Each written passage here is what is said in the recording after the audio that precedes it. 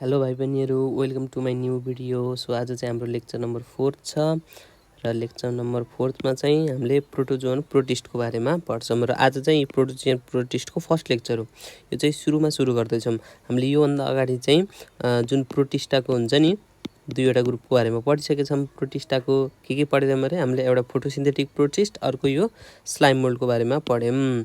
अब last group छ protozoan protist र यो प्रोटोजोन्स प्रोटिस्टहरूमा चाहिँ धेरै चिजहरू पढ्नुपर्छ। तिमीहरूले प्लाज्मोडियमको चाहिँ पुरै लाइफ साइकल नै पढ्नुपर्छ। त्यसपछि पारामेसियमको बारेमा पनि डिटेलली पढ्नुपर्छ। त्यसपछि यहाँ यति धेरै अर्गानिजम्सहरू छन् नि जुन चाहिँ प्याथोजेनिक हुन्छन्, हामीलाई रोग ल्याउँछन्। त्यही भएर तिमीहरूले डिजिजमा पनि यसको बारेमा राम्रोसँग पढ्नुपर्छ। यसमा धेरै डिजिजको बारेमा पढ्नुपर्छ अनि धेरै अर्गानिजम्सको लाइफ साइकलको बारेमा पढ्नुपर्छ।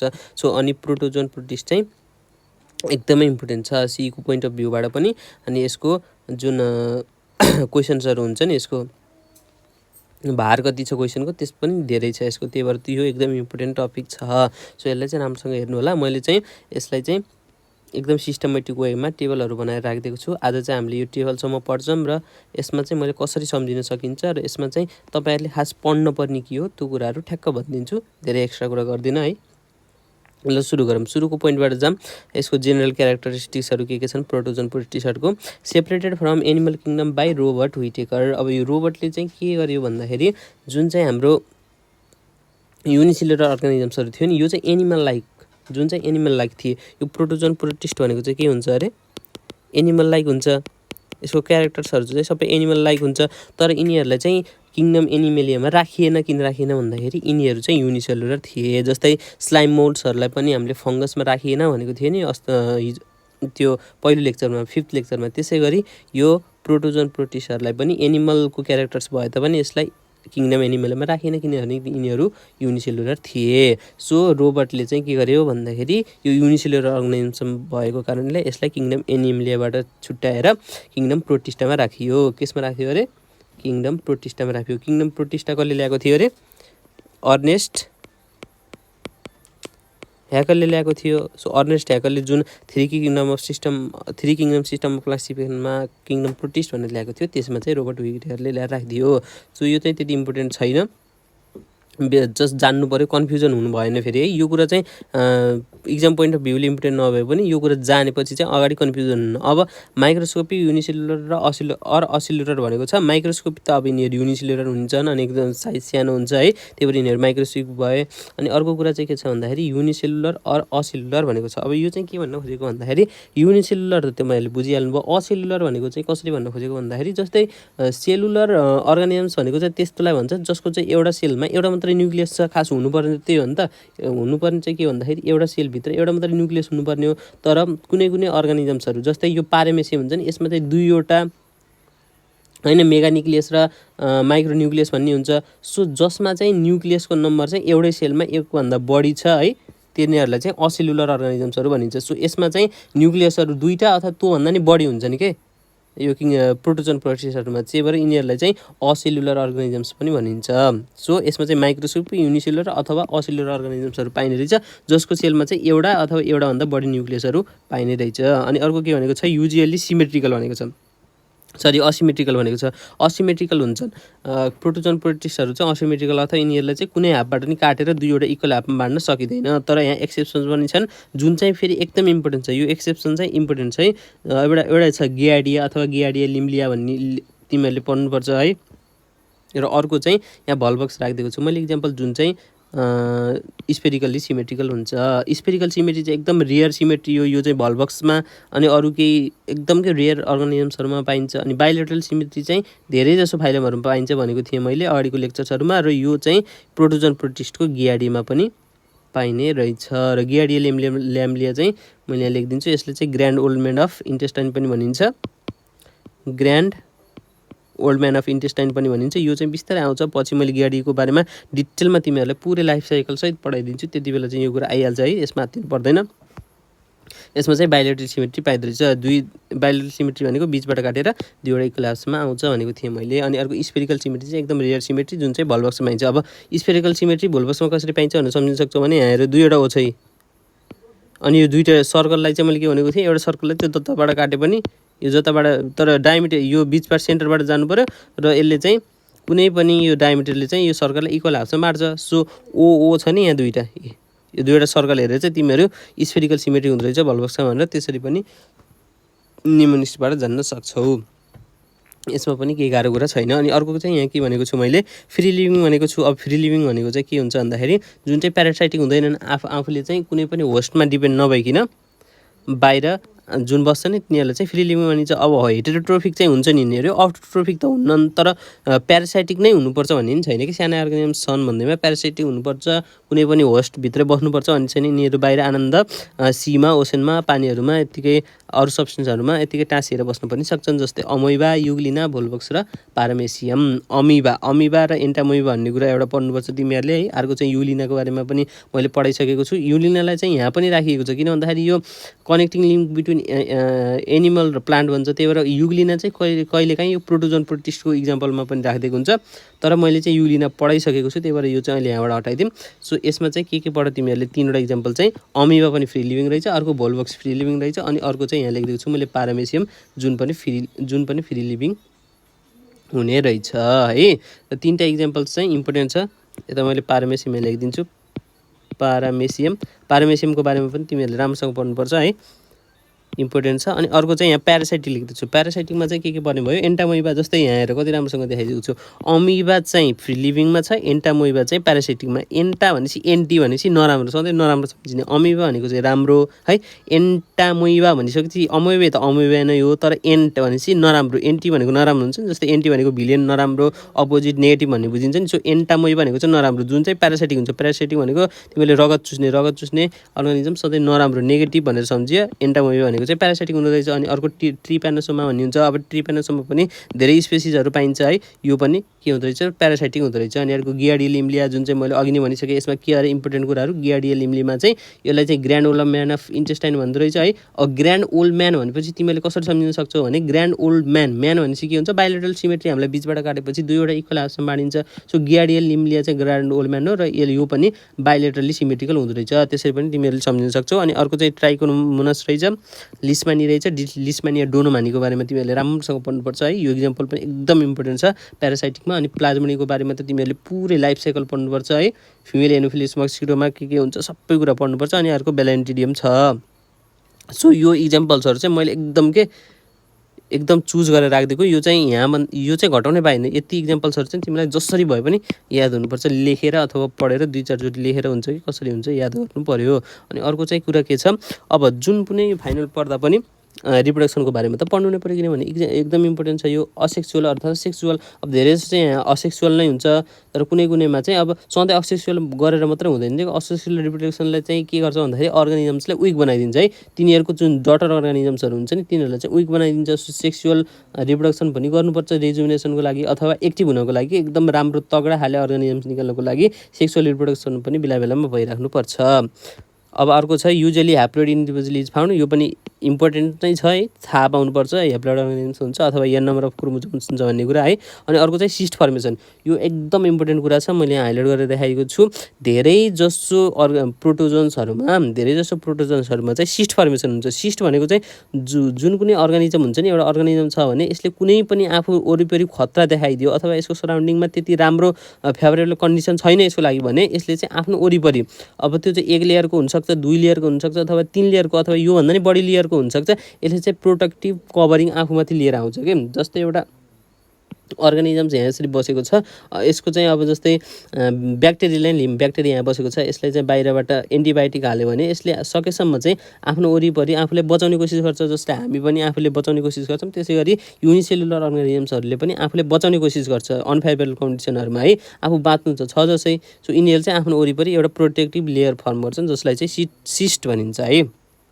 यो चाहिँ धेरै प्रोटोजोन्सहरूमा पाइन्छ। यसको चाहिँ फिचर्सहरूमा पढ्दाखेरि तपाईँहरूले धेरै जसोमा चाहिँ सिस्ट फर्मेसन नि पढ्नुहुन्छ कि। अनि सिस्ट फर्मेसन चाहिँ कुनै बेला रिप्रोडक्सनको एउटा मोड पनि हुनसक्छ, त्यो बिस्तारै आउँछ, त्यो चाहिँ मैले भनिदिन्छु है कसरी हुन्छ त्यो कुरा मैले एकदम डिटेलमा भनिदिन्छु। अहिले आत्तिनु पर्दैन है, अहिले बिस्तारै हेर्दै मैले के भन्छु हेर्दै मात्रै जानुहोस्। अनि अर्को कुरा के छ भन्दाखेरि प्रोटोजोन प्रोटिस्टहरूमा चाहिँ तपाईँले मेनली 4वटा के पढ्नु पर्यो त क्लासहरू पढ्नु पर्यो र 4वटा क्लासमा चाहिँ एउटा छ सर्कोदिना, अर्को छ जुफ्लाजिलेट्स, अर्को छ स्पोरोजोआ र अर्को छ सिलिएटा।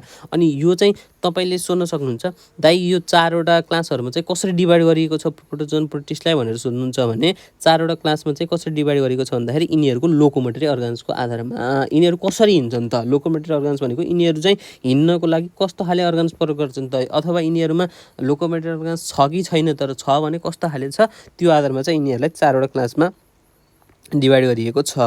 र सुरुमा आउँछ सर्कोदिना। सर्कोदिनमा चाहिँ हामीले सानैबाट पढ्ने गरेको इक्जाम्पल छ अमिबा छँदैछ, अमिबा र अमिबासँगै आउने भयो एन्टिमोइबा। अमिबा भनेको हिरो मैले भनेर भनेको थिएँ, अनि एन्टामोइबा भनेको चाहिँ भिलेन हो, एन्टी भनेको नराम्रो कुरा हो, यो चाहिँ प्यारासाइटिक हुन्छ। त्यो अनि अर्को चाहिँ अमिबा चाहिँ राम्रो हो, हिरो अथवा यो चाहिँ फ्री लिभिङ हुन्छ भनेर मैले त्यसरी तपाईँहरूले सम्झिन भनेको थिएँ।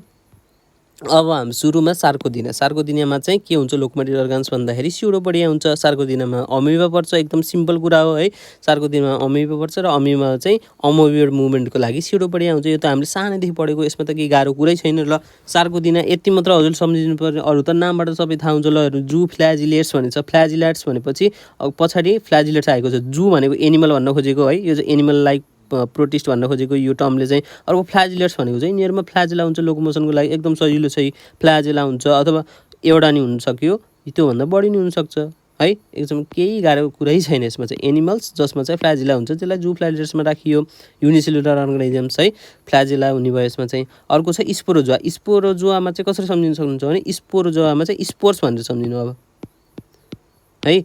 स्पोर्सहरू हुन्छ नि, हो त्यो स्पोर्सहरू चाहिँ धेरै जस्तो के हुन्छ अरे प्लान्टहरूमा चाहिँ स्पोर्स हुन्छ नि, यस्तो डल्ला डल्ला स्पोर्सहरू पर्छ नि हामीले, हो तिनीहरूमा चाहिँ के हुन्छ त लोकोमोटरी अर्गान्स हुँदैन, यिनीहरू यस्तो डल्लो परेर बसेको हुन्छ, यिनीहरूमा केही हिँड्ने कुराहरू हुँदैन। त्यसबाट स्पोर चाहिँ धेरै जस्तो सबै के हुन्छ नन मोटाइल हुने रहेछ। सो स्पोरोजोआमा पर्ने सबै अर्गानिजम्सहरू चाहिँ के हुँदो रहेछ नन मोटाइल हुँदो रहेछ। मोटाइल अब तिनीहरू आफ्नै तरिकाले मोटाइल चाहिँ हुँदैन क्या, जस्तै तिनीहरू चाहिँ केही अरू माध्यमहरूबाट चाहिँ हिँड्न चाहिँ एक ठाउँबाट अर्को ठाउँमा चाहिँ जान्छन् है, तर तिनीहरू चाहिँ अर्काको सहयोग लिनुपर्दछ क्या।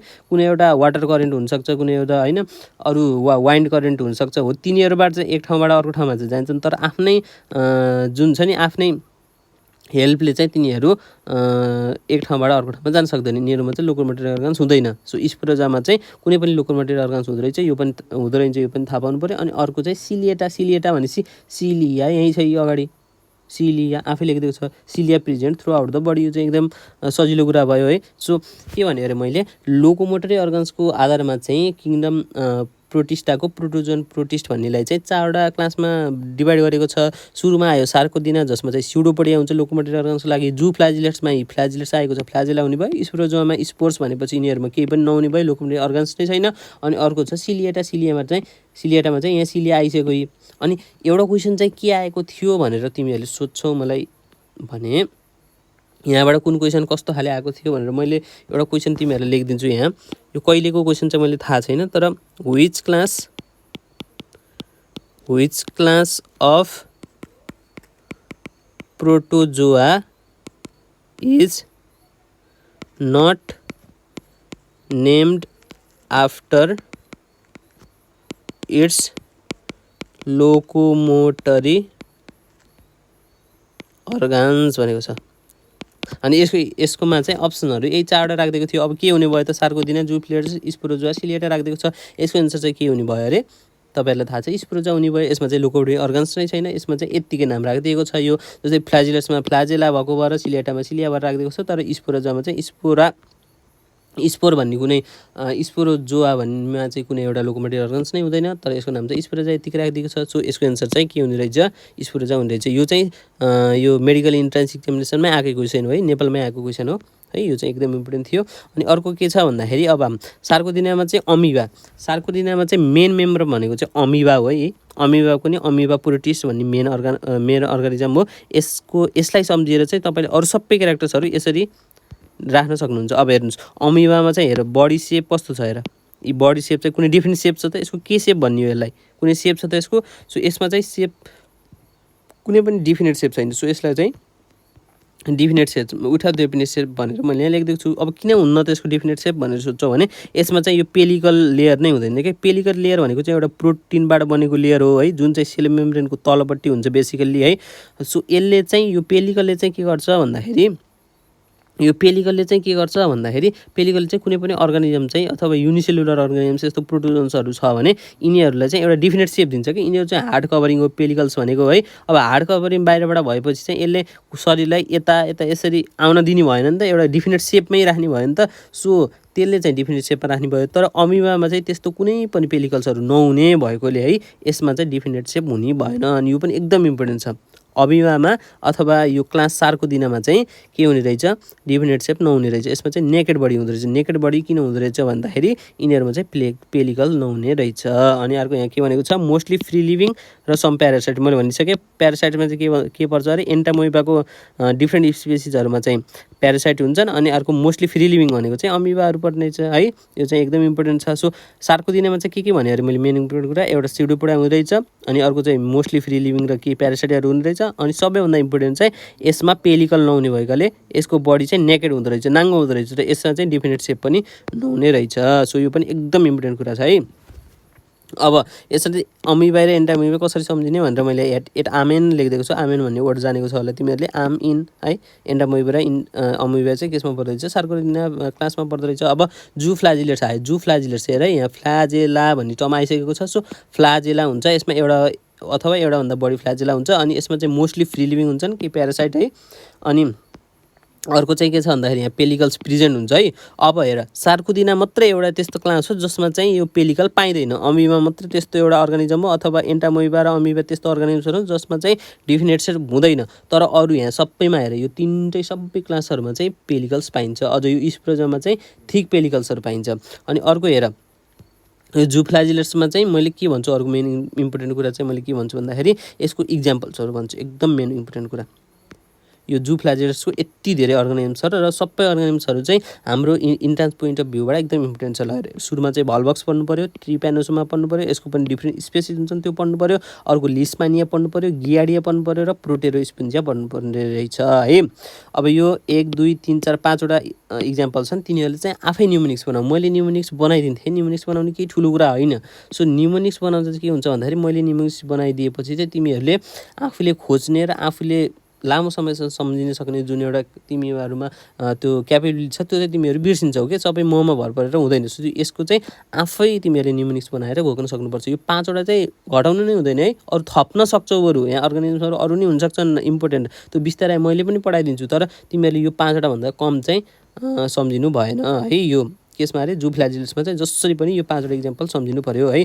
मेन इम्पोर्टेन्ट कुरा के भनेर मैले पेलिकल्स जसै हुन्छ है। अनि अर्को चाहिँ फ्लाजेला हुँदो रहेछ। अनि यो 5वटा इक्जाम्पल्सको कुरा। अब आयो स्पोरोजामा चाहिँ मैले के भने लोकोमोटिभ अर्गानल्स कुनै पनि हुँदैन है। यसमा चाहिँ अब के हुँदो रहेछ, एक्सक्लुजिभली इन्डो प्यारासाइट। ल हेर कति राम्रोसँग मिलेको छ। अब एक्सक्लुजिभली इन्डो प्यारासाइट भनेको सबै भित्र बस्ने इन्डो प्यारासाइटहरू हुन्छन्। अब भित्र बस्ने इन्डो प्यारासाइटहरूलाई चाहिँ यति सानो भएपछि ब्लडबाट अथवा कुनै लिम्फबाट अथवा कुनै पनि अर्को माध्यमबाट यिनीहरू एक ठाउँबाट अर्को ठाउँमा जान सक्छन्। सो यिनीहरूलाई चाहिँ लोकोमोटिभ अर्गन्स नै चाहिन्न है। सो स्पोरोजामा चाहिँ सबै के हुँदो रहेछन्, एक्सक्लुजिभली इन्डो प्यारासाइट। एक्सक्लुजिभली भनेको एकदम पुरैको पुरै अर्गानिजमहरू चाहिँ इन्डो प्यारासाइट हुँदो रहेछन्। अनि अर्को चाहिँ थिक पेलिकल्स प्रेजेन्ट। अब हेर, अब जस्तै प्लाज्मोडियमकै इक्जाम्पल लिउँ भने यो प्लाज्मोडियम चाहिँ जस्तै हाम्रो बडीभित्र हुन्छ होइन। अब बडीभित्र आइसकेपछि चाहिँ हाम्रो बडीले के गर्छ, यसको अगेन्स्टमा चाहिँ हाम्रो बडीले के गर्छ, विभिन्न सब्सटेन्सहरू प्रड्युस गर्छ यसलाई मार्नको लागि। तर यो चाहिँ आफू नि बच्नु छ, त्यही भएर चाहिँ यसले चाहिँ के गर्छ भन्दाखेरि आफ्नो वरिपरि चाहिँ थिक पेरिकल्स यसरी पहिलेबाट राखेको हुन्छ। यो चाहिँ यसको एडाप्टेसन जस्तै हो।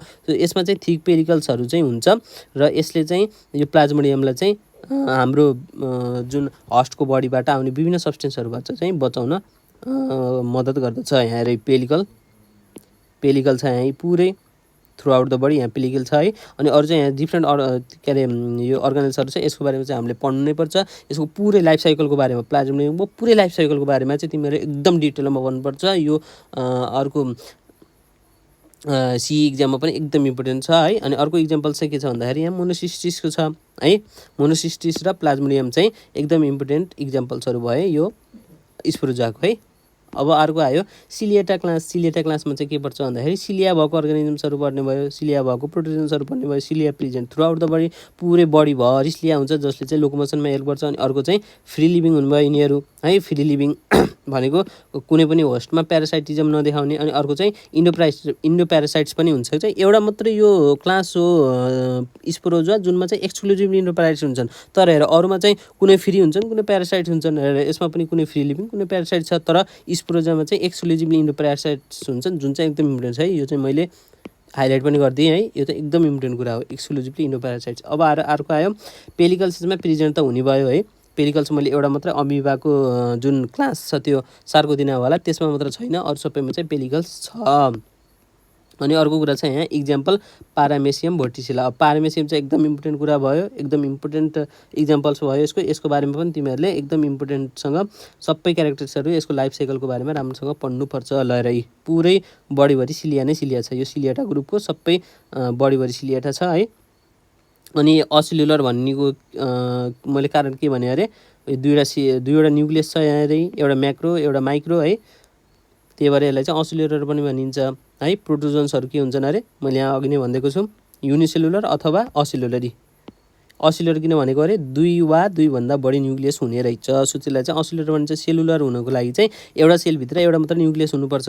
सो हामीले चाहिँ आज 4वटा क्लासहरू पढ्यौँ है, 4वटा क्लास पढ्यौँ प्रोटोजन प्रोटिस्टहरूको के पढ्यौँ अरे सार्कोदिना, जुफ्लाजिलेट्स, स्पोरोजोआ, सिलिएटा है। यो चाहिँ जसरी पनि याद हुनु पऱ्यो। अनि सार्कोदिनामा अमिबा एकदम इम्पोर्टेन्ट छ, जुफ्लाजिलेट्समा चाहिँ अर्को हाम्रो गियाडियल लिम्लिया एकदम इम्पोर्टेन्ट छ, अनि स्पोरोजोमा चाहिँ प्लाज्मोडियम र सिलिएटामा पारामेसियम एकदम इम्पोर्टेन्ट छ। र तिमीहरूले चाहिँ हरेक क्लासहरू सम्झिजाँदै अब अथवा हरेक क्लासहरूको इक्जाम्पल्सहरू कसरी याद गर्ने भन्छौ भने सुरुमा चाहिँ सार्कोदिनामा अमिबा पर्छ होइन, अमिबा एउटा एन्टामोइबा सम्झियो है। अनि यस्तै गरी भोल्भक्स ट्रिप्यानोसोमा, लिस्पानिया, गियाडिया, प्रोटेरोस्पिन्जा यिनीहरू चाहिँ के गर भन्दाखेरि एकचोटि तिमीहरूले पिक्चर्स हेर। अनि यो पिक्चर्सहरूमा चाहिँ तिमीहरूले के देख्छौ भन्दाखेरि यसरी फ्ल्याजेलेट देख्छौ। जस्तै यो गियाडियल एम्लियाको पिक्चर हेर, यहाँ हेर कति 8वटा छन् क्या, 1 2 3 4 5 1 2 3 4 5 6 7 8वटा फ्ल्याजेल छन् है। हो यसरी सबैको चित्र हेर, सबैमा चाहिँ फ्ल्याजेला देखेको हुन्छ, तिनीहरूलाई चाहिँ जुफ्लाजिलेट्समा राखिदेऊ। अब स्पोरोजोआमा चाहिँ तिमीहरूले प्लाज्मोडियम र मोनोसिस्टिस दुईवटा मात्र इक्जाम्पल हो, एकदम सजिलै याद गर्न सक्छौ। अनि अर्को सिलियाटामा चाहिँ एउटा पारामेसियम हो जसको इक्जाम्पल्स, र यसको बडीभरि सिलिया हुन्छ, यो एकदम इम्पोर्टेन्ट फिचर्स छ। र यति सबै पढिसकेपछि चाहिँ तिमीहरूले चाहिँ जेनरल कुराहरू बुझिसक्यो प्रोटोजन प्रोटिस्टको। र अब मैले अर्को लेक्चर्समा चाहिँ अमिबा र एन्टामोइबाबाट सुरु गर्छु र यिनीहरूको पुरै डिटेल, यिनीहरूको लाइफ साइकलको बारेमा, यिनीहरूको अनि कसरी हुन्छ रिप्रोडक्सन, यो सबै कुरा मैले पढाउँछु। यिनीहरूको मोड अफ न्युट्रिसन कस्तो हुन्छ, यिनीहरूको बिचमा डिफ्रेन्स के छ, सबै कुराहरू एकदम डिटेलमा पढाइदिन्छु, केही क्वेसनहरू पनि गराइदिन्छु। सो त्यतिन्जेलसम्म चाहिँ तिमीहरू राम्रोसँग पढ्नु अनि स्टे ट्युन्ड। अनि भिडियो राम्रो लागे चाहिँ लाइक सेयर सब्सक्राइब गरिदेऊ, साथीहरूलाई पनि सेयर गर। अनि केही छ मैले भिडियोमा त्यस्तो भन्न छुटाएको अथवा केही नपुगेको छ भने फिडब्याक दिन र सजेसन दिन नभुल्नु। Thank you, take care, bye by.